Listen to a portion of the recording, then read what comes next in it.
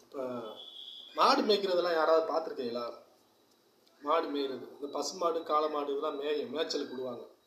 பசுமையான இடத்துல மேய்ச்சலுக்கு விடுவாங்க. அதை நம்ம பார்த்தோம்னா தெரியும். அது கூர்மையாக கவனித்து பார்க்கணும். ஐஸ்கிரீம் சாப்பிட்டு அது தொண்டையெல்லாம் கரகரக்குது. நம்ம காளை மாடு மேய்ச்சிக்கிட்டு இருக்கோம். இந்த பசு மாடை பார்த்தீங்கன்னா என்ன செய்யும்னா, அந்த காளை மாடை மேய விடாமல் அது மேலே போய் நக்கிக்கிட்டே இருக்கும். இந்த காளை மாட்டுக்கு சுகமாக இருக்கும். அது அப்படியே அது மேயாமல் அது கொடுத்துக்கிட்டே இருக்கும், இது நக்கிக்கிட்டே இருக்கும். இந்த பசு மாடு கொழுப்பு, அதுக்கு பெரிய கொழுப்பு பாருங்க, எவ்வளோ கொழுப்பு பாருங்க. அது மூடேற்றி விட்டே போயிடும் அது வாட்டுக்கு. இந்த பசுமாடு அது பின்னாடி அதுவும் போயிடும்.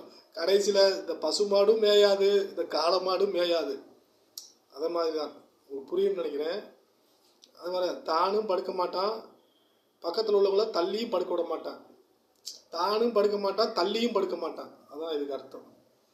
இதுக்கு அர்த்தம் என்னன்னா, அவனும் சாப்பிட மாட்டான், தண்ணியும் சாப்பிட விட மாட்டான், தானும் சாப்பிட்டுக்கிற மாட்டான். அதான் இதுக்கு அர்த்தம். அவனும் பிரயோஜனம் அடைய மாட்டான், அவன் பக்கத்தில் உள்ளவங்களையும் பிரயோஜனம் அடைய விட மாட்டான். 2 பேருமே கடைசியில் வீணாக போயிடுவாங்க. வீணா போன கதை தான், என் கதையத்தையும் சொல்கிறேன். வீணா போன கதை. நம்பிக்கை வைங்கிறியே. நான் 4 வருஷமாக நான் உன் மேலே நம்பிக்கை இல்லாமையா 4 வருஷமாக உன் பாடலை கேட்டுக்கிட்டு, சாங்கை போட்டுக்கிட்டு, அதை கேட்டுக்கிட்டு, உன் வீடியோ எந்த நேரம் பார்த்துக்கிட்டு இருந்தாங்க. இது நம்பிக்கை இல்லையா? அதெல்லாம் கிடைச்சிருவேங்கிறது இல்லை, நம்பிக்கை தானே. ரேட்டு கிடைக்கலாட்டில அதெல்லாம் ஒன்றும் இல்லை, வருத்தம்லாம் எனக்கு கிடையாது. பொய் சொல்லக்கூடாதுன்னு சொல்கிறேன். பொய்யெல்லாம் இருக்கக்கூடாது.